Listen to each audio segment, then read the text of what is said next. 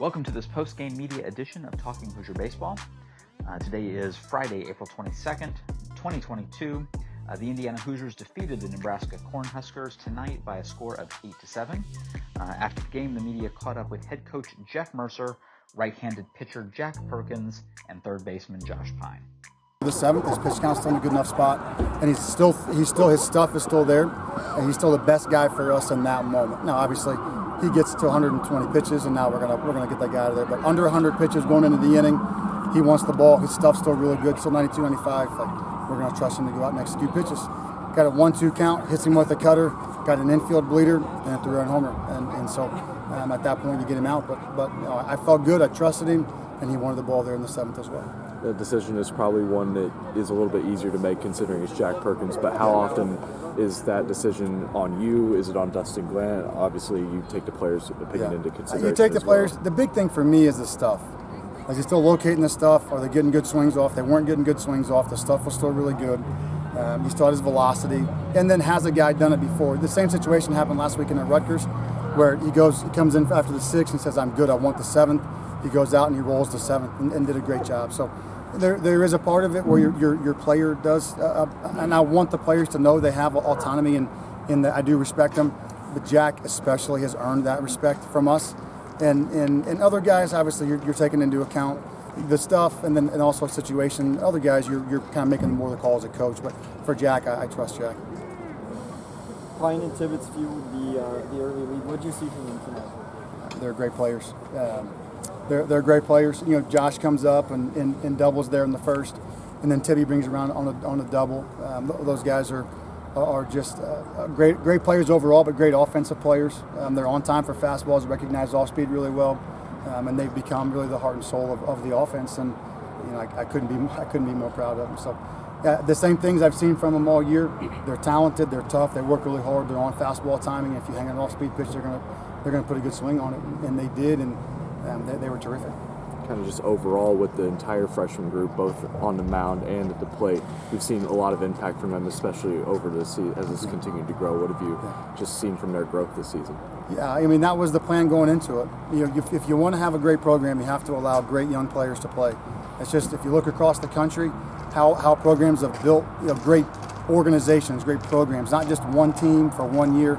If you want to build a great program, a great organization that lasts for a long time, you have to allow really talented young players to play and grow up, and that's what we're doing. And you're watching the benefit of that. You're watching really talented young freshmen and sophomores grow up before your eyes and before my eyes, and that's very exciting. Both currently, they can do that. If you recruit the right kids, are tough and talented and work hard, they can have immediate success, and they can also give you long-term success. And you're seeing that right now. And it makes me very proud of them, makes me very proud of the recruiting efforts, not just for the physical ability, but the character and the integrity and the toughness to be able to be such key contributors as freshmen. That class is terrific, and there's a lot of sophomores that are doing it as well. So very exciting for now and into the future, yes. Matheson bunted for a single and beat the shift. Was that a spot decision, or was that something that the coaching staff was thinking about and saw in earlier at-bats, and how huge that is for then Tyler Dones to come up and... Right. You're exactly right. I actually just talked to the team. It's the game-winning run, and you don't know which one it is. And we've talked about it a ton. You know, Midwest guys normally don't value the bunt, right? You look at the West Coast and you look at Southern guys, especially West Coast. Midwest guys, big and strong, want to hit homers, and just trying to really help them to understand the value of a bunt, the value of a small ball, the value of a two-strike approach. And so you have to trust those guys to read the moments and apply in real time. That was completely on Carter. He watched that. We've talked about it in the past, obviously, but we watched that. And if they're going to put a shift on, take your base hit. And the goal every day, but especially today, is just get to first base. Just get to first base. We got a couple injuries. That happens. That's part of it. But if you get to first base enough, eventually somebody on this group is good enough to tag one and score a run. And it ends up being the game-winning run there. So you saw Max Johnson lay down a nice little drag, make a really tough play at first base. That advanced Bobby, put a guy in scoring position. We need to utilize those opportunities when given. You can't force it, but when given, we need to take first base when we can. And it'd be huge, you're right. We'll take a couple more. Changed up the go ahead. How's Philip Basser? He's fine. He's fine. He'll be, day to day, probably for the next 3 or 4 days to a week, and just kind of have to just see what the doctors say and how he's doing. But he's seen the doctors and he feels good about where we're at. Obviously, for him, we have to make sure we're safe and play it safe with him. He's a tremendous player, but he'll be back, and hopefully sooner than later. You changed up the lineup a few times recently. What's the rationale for the change? Really, just kind of the injury situation a little bit, and just kind of the matchups. But I'm not a huge proponent of changing the lineup a ton unless you kind of necessity calls for it. I mean, you're looking at your last 5 game stats, your last 10 games, your RBI situation stats, like all those kind of things, trying to put guys in positions to be successful. And honestly, it's worked, right? Getting some of those guys in the right spots, we've kind of triggered a little bit of a run here, and it's helped. You know, the ascension of Hunter Jesse has been terrific, right? His growth has been, really the story of the last month here, and the way that he's impacted the offense in a positive way. So if you get a guy like that, he's walking more than he strikes out, hitting over 300, get him at the top, and you allow him to get on base and do damage when the guys behind him can go. So it's worked out really well for us. You had Sharp up there after the home run was hit. What was the rationale behind sticking with Tucker, who obviously was successful there? It really was just the Anderson and Matthews are the guys that are going to leave the yard, and they both did. And so after that, Reese threw 3 on Sunday, through again like one in the third, whatever it was on Wednesday. If we didn't have to use him there, I didn't want to use him. And once they cleared the bases, honestly, this sounds crazy, but it's like home runs sometimes are rally killers a little bit, because now you get 2 outs and nobody on. Tucker's in the flow of the game. You feel like he's going to throw strikes in that situation, and you hopefully can keep it in the yard and make those guys string together.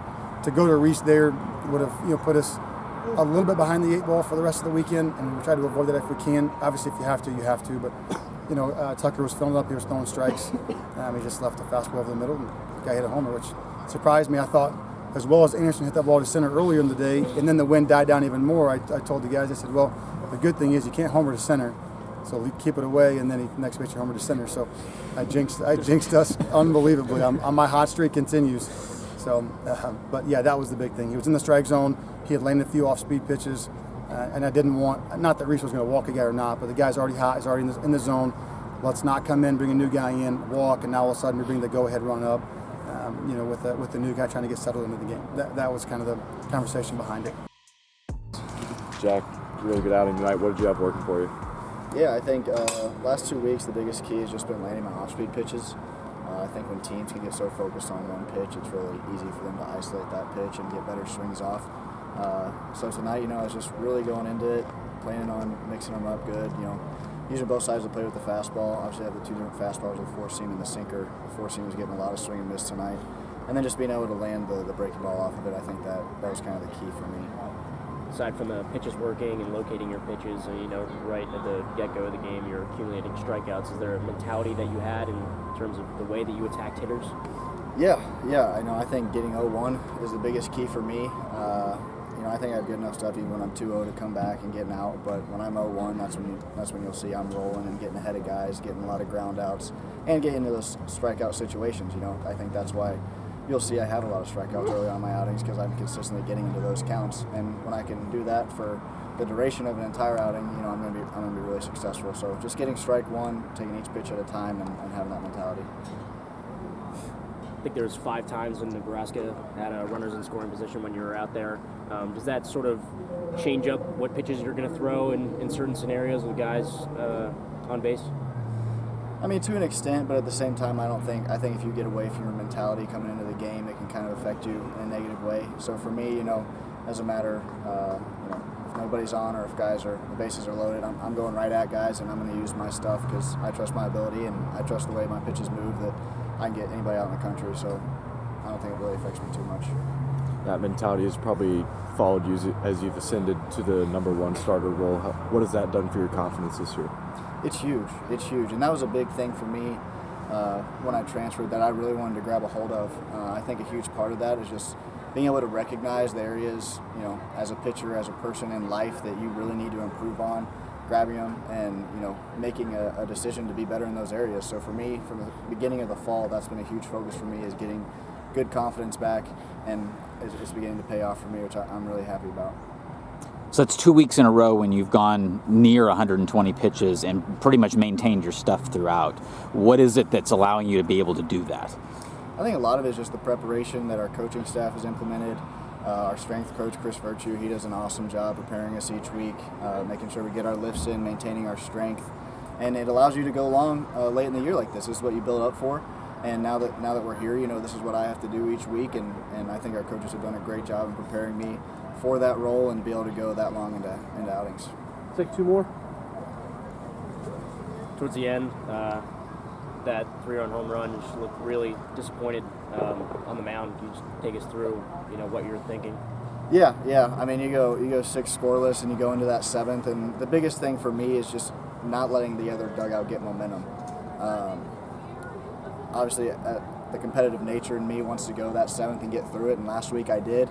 I go back out there this week with the same mentality, same thought process, thinking I'm going to get through it, and some unfortunate things happen, and the 3-run homer happens, and that's part of baseball. That's the failure side of it that you have to be able to overcome and get through. But no, I don't regret going back out there. I think it was the right decision. I just gotta be better and focus in a little bit better that last inning and get through it. Josh, with that 3-run home run, you took a few steps and then you slowed down your pace and you watched it go. What were you thinking during that at bat, and once you hit it? I got down 2 strikes pretty early in that at bat, so I was just trying to make the most of it. And there were a couple runners runner in scoring position, and so I was just really trying to do my job and take the ball the other way, just sticking to our approach that Coach Mercer preaches, and the ball just ran in, and I just was able to get my barrel to it. So it was worked out pretty well. Josh, you've been a part of a pretty impressive freshman cohort this season. What is the performance that you guys have had from a first-person perspective? What kind of impact has that had on the lineup and the team as a whole?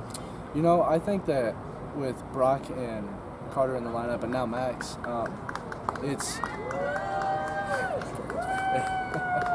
sorry guys, but no, it's a threat. There's Brock has a really good bat, Carter has a really good bat, and so they have to play as they have to shift us. They have to play back on the wall, which opens up spots for other people on the team. They have to pitch us differently now, and so I think it really does help the lineup and help what pitches other guys are seeing. There was an interesting play early in the game where there was a ball kind of hit in between you and Max, and you ended up you were going for it, but then deferred to him. Can you kind of tell us how that communication works? Yeah, so it was a ball that was more in the 6 hole, and I think for me to get to it, I would have had to dive or slide, and I just thought and he said I got it, so I just thought he had a better chance of backhanding it and using his arm to get the out. So I just kind of stopped and got down where he could throw it over me, just kind of give him the best shot to make the play. It was a hard play, and I thought he made a really good play on it and just throw a little bit high. So, but I was really proud of him for it. That'll do it for this post-game media edition of Talking Hoosier Baseball. The Indiana Hoosiers and the Nebraska Cornhuskers are back at it again in Game 2 of the series, Saturday at 2 p.m. See you at the BART.